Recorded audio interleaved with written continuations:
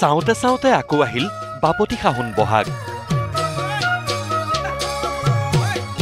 গাত তৰণি নাই বিহুৱা নাচনীৰ।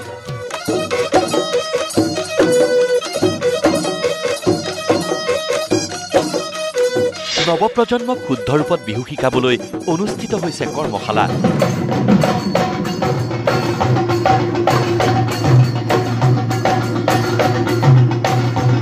ব্যস্ততাৰ অন্ত নাই লোকবাদ্য নিৰ্মাণত জড়িত শিল্পীৰ।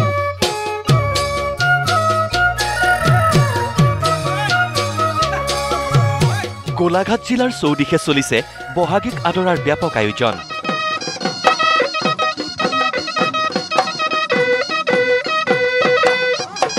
ঢোল পেপা গগনাৰ মাতত ৰজন জনাইছে সমগ্ৰ আকাশ বতাহ।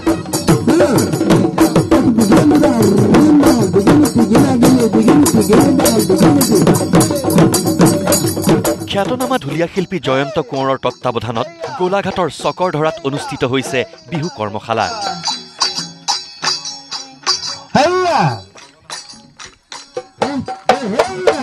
য'ত শুদ্ধ ৰূপত বিহু শিকিছে নৱপ্ৰজন্মই।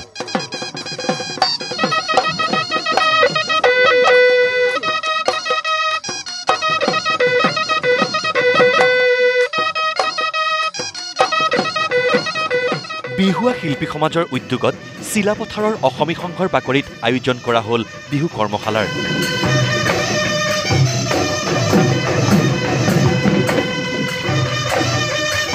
য'ত অংশ ল'লে কণমানিৰ পৰা কিশোৰ কিশোৰী গাভৰুলৈ।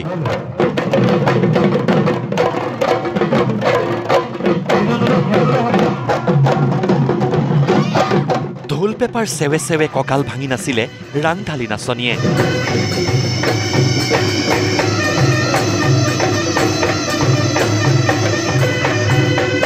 কেইবাগৰাকীও বিশেষজ্ঞ প্ৰশিক্ষকৰ তত্বাৱধানত নৱপ্ৰজন্মই শুদ্ধ ৰূপত শিকিছে বিহু।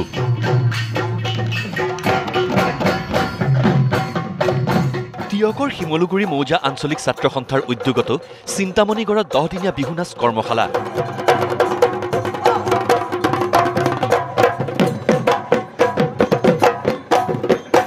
এই কৰ্মশালাত প্ৰাণ ভৰি নাছিলে প্ৰতিগৰাকী নাচনীয়ে।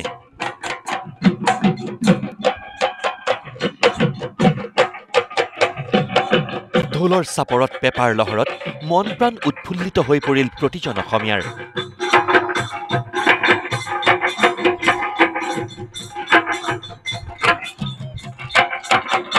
ৰঙালীক আদৰিবলৈ সাজু হৈছে মাৰ্ঘেৰিটাবাসীও।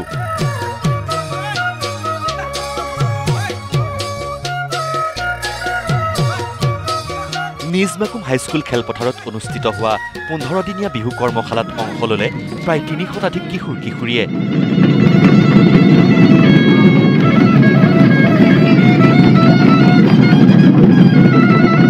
য'ত প্ৰশিক্ষক হিচাপে আছিল লতাশিলৰ বিহু সম্ৰাজ্ঞী বন্তি হাজৰিকা বৰুৱা আৰু বৰদৈচিলাৰ শ্ৰেষ্ঠ ঢুলীয়া নবীন বৰা।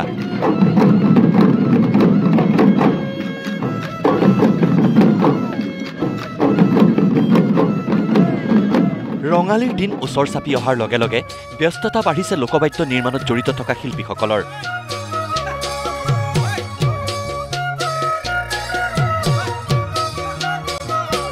বিহুৰ লগত সংগত কৰা বাদ্য ঢোল পেপা গগনা টকা সুতুলি আদি এনেদৰেই সাজু কৰিছে শিৱসাগৰ নামডাঙৰ আছাম মিউজিক নামৰ প্ৰতিষ্ঠানটোৱে।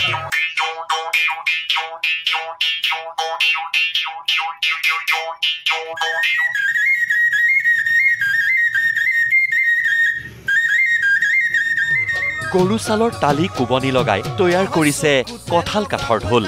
লগতে পেপা গগনা টকা সুতুলি সকলো পাব।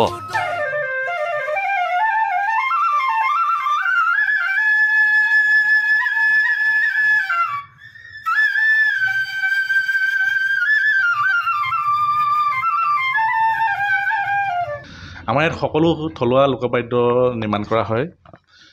বাঁহী ঢোল পেপা গগনা যিখিনি বিহুৰ লগত জড়িত সামগ্ৰী সকলোখিনিয়ে নিৰ্মাণ কৰা আৰু খুব উন্নত মানদণ্ডৰ বস্তুৱে নিৰ্মাণ কৰা হয়।